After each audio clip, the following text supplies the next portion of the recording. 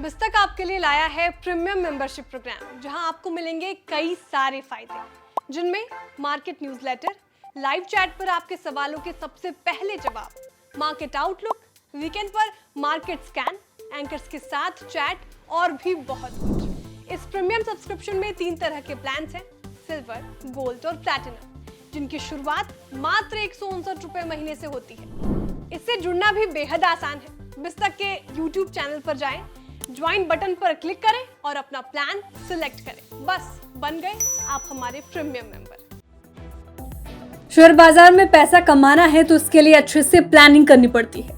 अगले हफ्ते भारतीय शेयर बाजार कैसा रहेगा, किन किन ट्रिगर्स पर बाजार की नजरें रहेगी, ये सब बातें हम आपको इस वीडियो में बताने जा रहे हैं। अगले हफ्ते की रणनीति जानने से पहले पिछला हफ्ता भारतीय शेयर बाजार के लिए कैसा रहा था पहले ही जान लेते हैं। पिछला हफ्ता निफ्टी के लिए अच्छा रहा। निफ्टी पिछले सप्ताह 1.36% की बढ़त के साथ 18,499.35 पर बंद हुआ था। वहीं सेंसेक्स में भी 0.95% की बढ़त देखी गई थी। पिछले सप्ताह सेंसेक्स 588.13 अंक बढ़कर 62,501.69 पर क्लोज हुआ था। अब बीते हफ्ते निफ्टी के सबसे ज्यादा चढ़ने वाले शेयर कौन कौन से थे ये जान लेते हैं। Adani enterprises 30.08%, Davis lab 13.42%, ITC 5.66%, Adani ports 5.63%, सन फार्मा 4.76% चढ़ा। अब बीते हफ्ते निफ्टी के गिरने वाले शेयर कौन कौन से थे ये जान लेते हैं। HDFC 2.23%, HDFC 1.89%, ग्रेजिम 1.62%, Tata Motors 1.24%, ONGC 0.70% गिरा। अब अगले हफ्ते वो कौन कौन से अहम फैक्टर्स हैं जिनकी बदौलत शेयर बाजार की दिशा तय होगी ये जान लेते हैं। 30 मई को अमेरिका में मई कंज्यूमर कॉन्फिडेंस के आंकड़े आएंगे। इसके एक दिन बाद यानी 31 मई को जापान में अप्रैल महीने की इंडस्ट्रियल प्रोडक्शन की रिटेल सेल्स के नंबर आने वाले हैं। 31 मई को ही भारत के चौथी तिमाही के GDP आंकड़े आएंगे।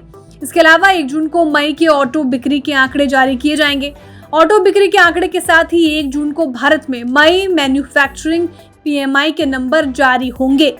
वहीं 2 जून को दक्षिण कोरिया के पहले तिमाही के GDP आंकड़े आएंगे। यानी इन देशों से आने वाले अहम आंकड़ों पर देशी नहीं विदेशी शेयर बाजारों की नजर रहेगी।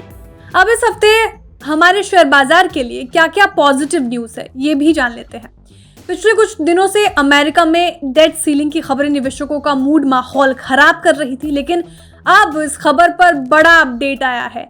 अमेरिका में डेट सीलिंग पर समझौते की उम्मीद बढ़ गई है। व्हाइट हाउस और रिपब्लिकन ने डेट सीलिंग बढ़ाने का खाका भी तैयार कर लिया है। इससे डॉलर के मुकाबले रुपए में मजबूती देखने को मिल रही है और डेट सीलिंग बढ़ने से रुपए में आगे भी और मजबूती देखने को मिल सकती है। अब आइए विदेशी निवेशकों पर। विदेशी निवेशकों ने मई महीने में 37,317 करोड़ की खरीदारी की है। ये नवंबर 2022 के बाद विदेशी निवेशकों की सबसे ज्यादा खरीदारी मानी जा रही है। इन आंकड़ों से तो साफ तौर पर यही लगता है कि विदेशी निवेशकों की खरीदारी आगे भी जारी रह सकती है। अगर ऐसा हुआ तो ये हमारे भारतीय बाजार के लिए अच्छा संकेत माना जाएगा। अब जाते जाते इस हफ्ते कैसी रहेगी भारतीय शेयर बाजार की चाल ये जान लेते हैं।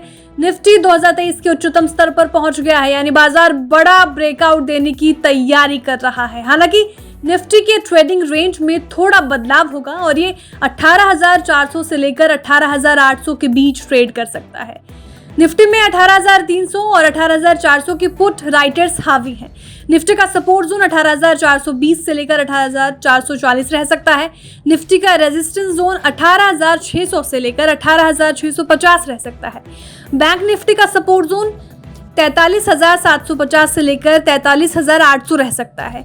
बैंक निफ्टी का रेजिस्टेंस जोन 44,375 से लेकर 44,630 रह सकता है। तो हमने आपको शेयर बाजार से जुड़ी तमाम जानकारियां दे दी। अगर आप शेयर बाजार में किसी भी तरह का ट्रेड लेना चाहते हैं तो अपनी फाइनेंशियल एडवाइजर की सलाह लेना ना भूलें। ब्यूरो रिपोर्ट बिस्तर।